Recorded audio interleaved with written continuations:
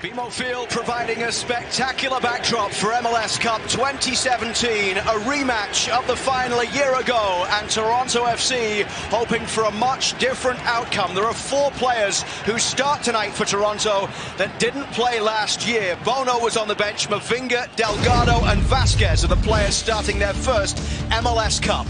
As for the Seattle Sounders, they make one change from the side that won in the conference final last time out. Torres back from suspension and Nuhu drops out. Rematch, revenge, redemption, pick your favorite R word because they all apply right here for TFC.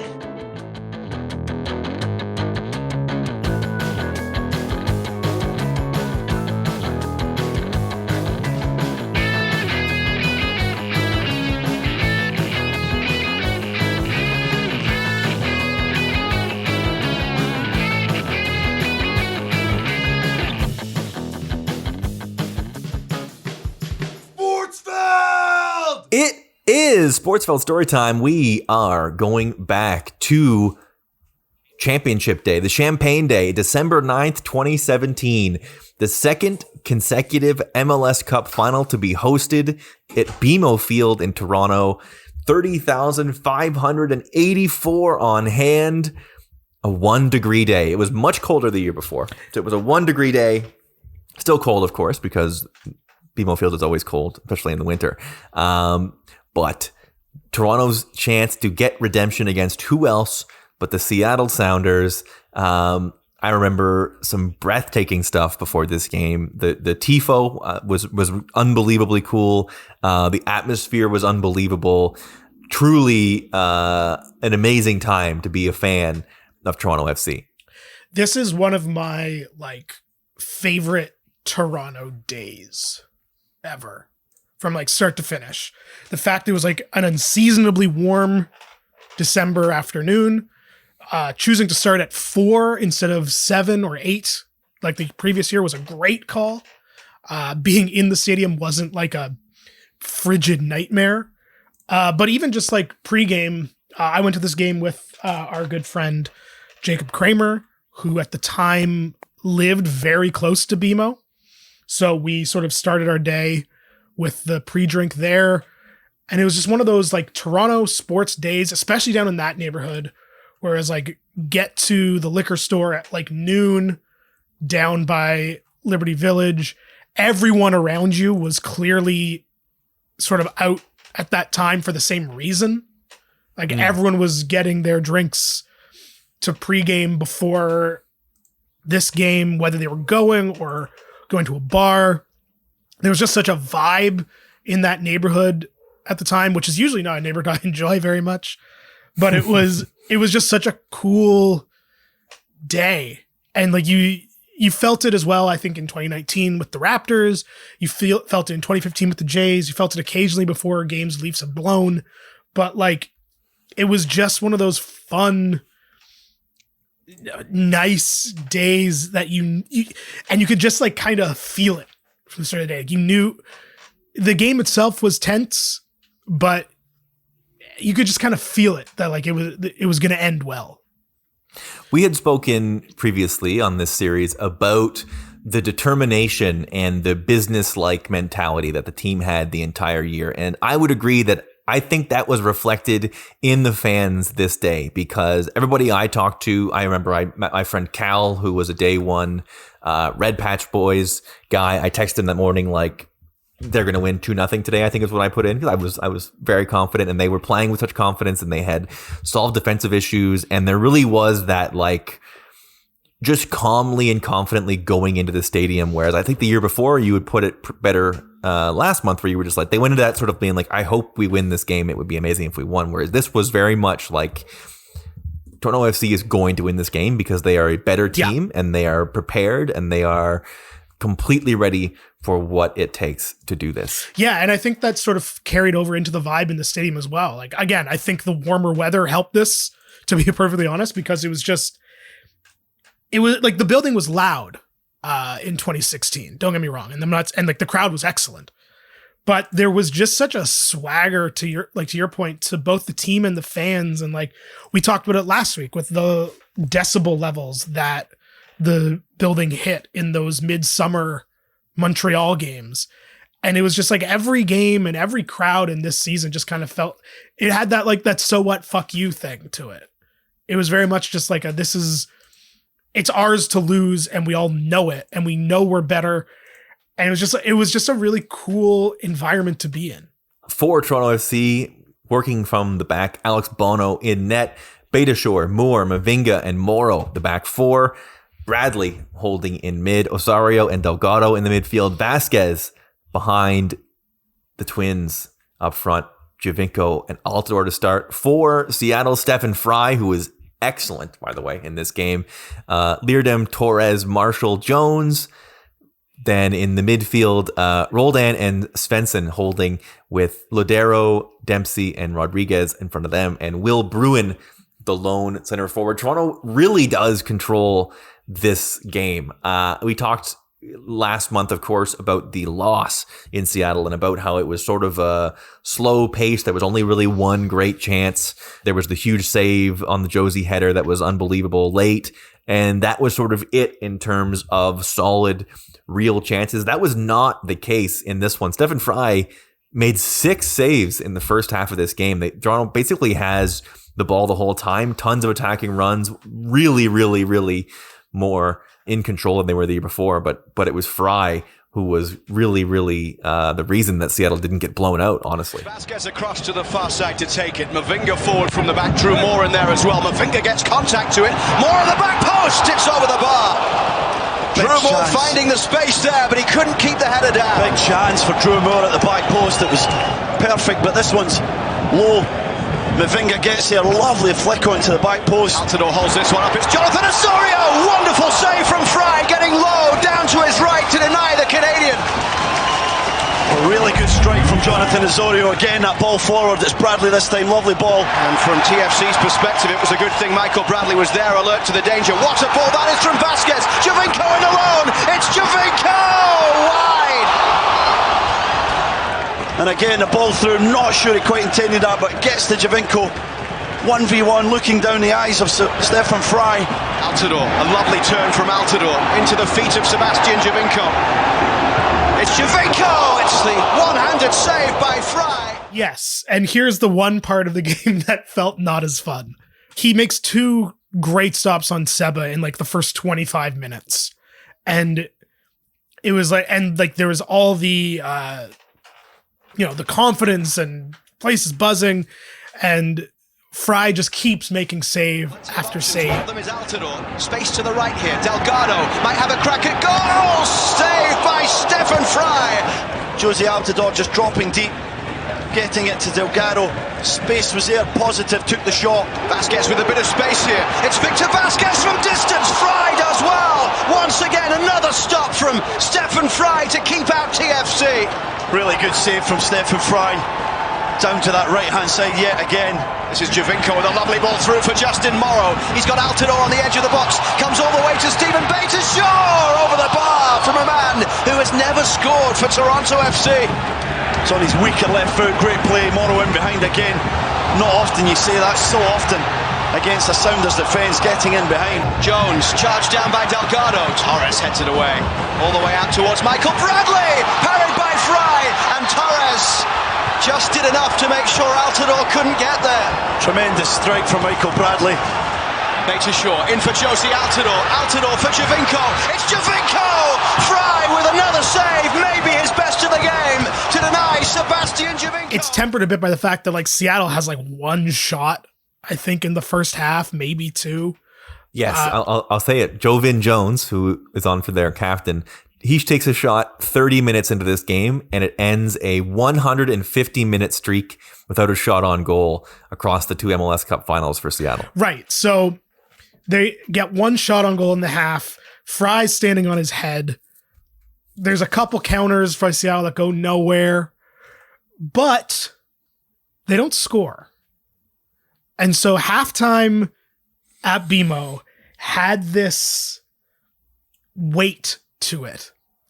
And I've only experienced it before once in a sporting event, which is if you've ever been to a Raptors playoff game where they're on one of those, like, the other team's on a run. And you're just like, ugh. I remember it at the beginning of I'll never forget. It was the beginning of the fourth quarter in game 1 against Washington in 2015, which they'd end up losing in overtime. It's the Grievous Vasquez shot game. But they were down like 14 at the start of the fourth. And I remember being in the bathroom, and ACC has these like little TVs in the bathroom where you can see what's going on while you're in the bathroom. It was just this feeling of like, it's not over, but like there's a dread. And this is a little different. It's similar to what you get in between innings in a big baseball game. And there was this feeling in BMO of like, it's happening again.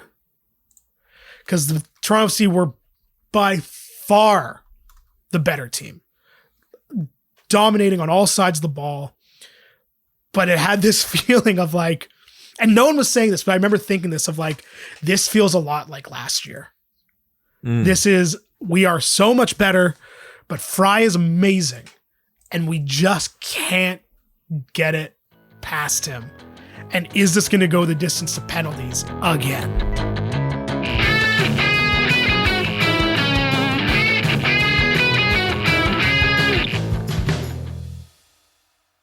Coming out of the second half, Toronto continues to pour it on. Big saves on shots from Bradley and Giovinco just after the hour mark. But they finally break through in the 67th minute. It's a string of passes that lead to Jozy Altidore on the counterattack. And here's Victor Vasquez. Giovinco. Altidore is onside here. Jozy Altidore through on goal.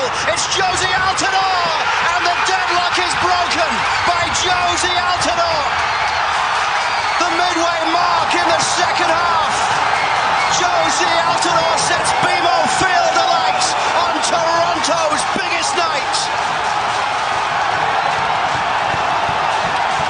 The relief and eruption in this stadium is there for everybody to hear. What a move from TFC. Transition, Ladero goes up one side. TFC within two very clever passes. Altidore through and goal. Great ball from Morrow. Terrific from Vasquez. Giovinco with a vision.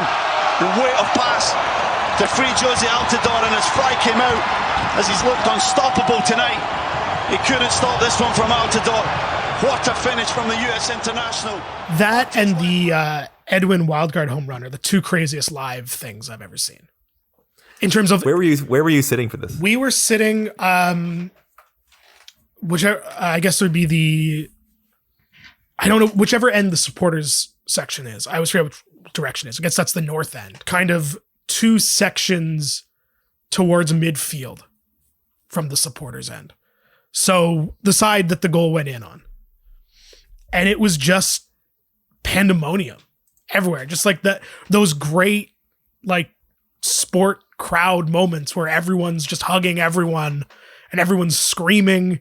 And it was just, I think because of everything I was saying before of this fear of it happening again, it was like, you could feel the building exhale. I don't mean to keep relating it to other sporting events I've been to, but do you remember how Skydome felt when Martin hit the home run against the Yankees?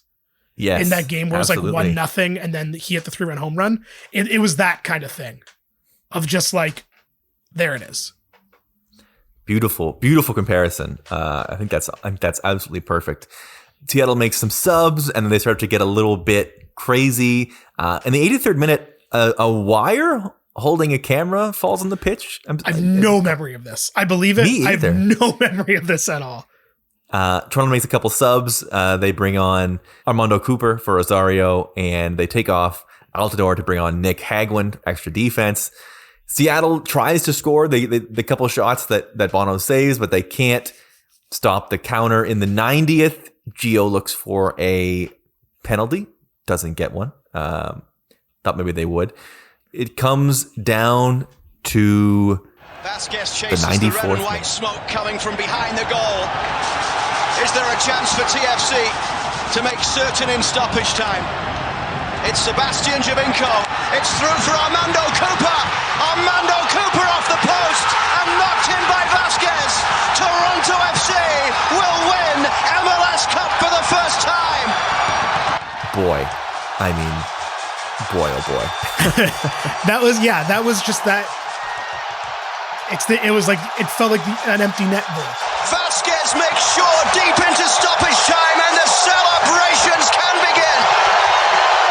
as the team in red celebrate winning the 2017 MLS Cup. Great play from Javinko. Armando Cooper, the substitute, does terrifically well. Really unfortunate, off the post. Victor Vasquez, so befitting. He's there, follows up the play, bundles it into the net. He won't care how that goal goes in. TFC, MLS Cup champions. Vasquez, I think, got a yellow card for taking off his jersey and like pimping it at the supporters, which was a great moment. Yeah, it was just like that. Like, I remember the Jozy goal very well from being in the building. That one's kind of a blur. Yeah, just because that was just like the celebration had kind of already started because it was the 94th and they were so dominant. Like after Jozy scored, there was not really that much like nail biting, I would say. Yes. But then like Vasquez puts it away and it was just like, it was like mid celebration. Cause that's like, once you hit stoppage time, everyone's jumping, everyone's singing, everyone's yelling.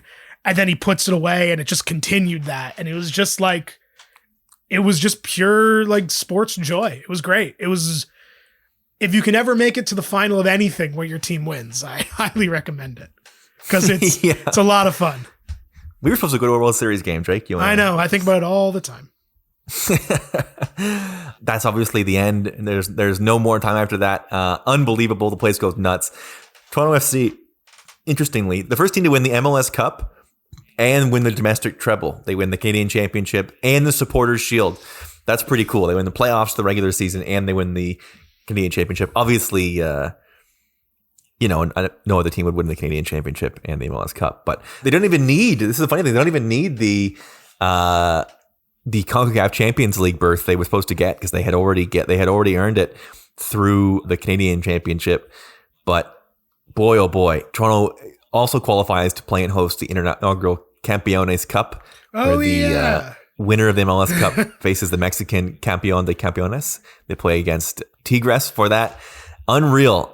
Really a great moment and the perfect culmination, I think, of that Toronto FC fan journey. I think it really does sort of, you have all the main players, right? You have Javinko does so much work to get you there and is so important throughout the game. And Jozy is the one who gets the goal and makes the huge play and proves to be unstoppable and lives up to his entire career of promise. And then, as I mentioned in the first one of this episode, it's fitting that Vasquez is the one to seal it and be like, Vasquez is the difference in the year, the team before. Vasquez was like, we have this guy that is right there with our two big guys that really is the complete package that we needed, and real poetry that he's the one who puts it home. Yeah, and that was sort of, I know, I don't know if this is true, but it felt like that was sort of the conversation about it. Just like, yeah, hell yeah. Awesome. And then, listen, this isn't even the end for this team. They would go on an incredible Champions League run.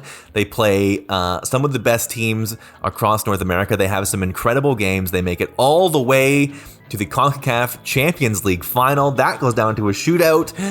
And we will talk about it and the future of the franchise next week on Sportsfeld Storytime.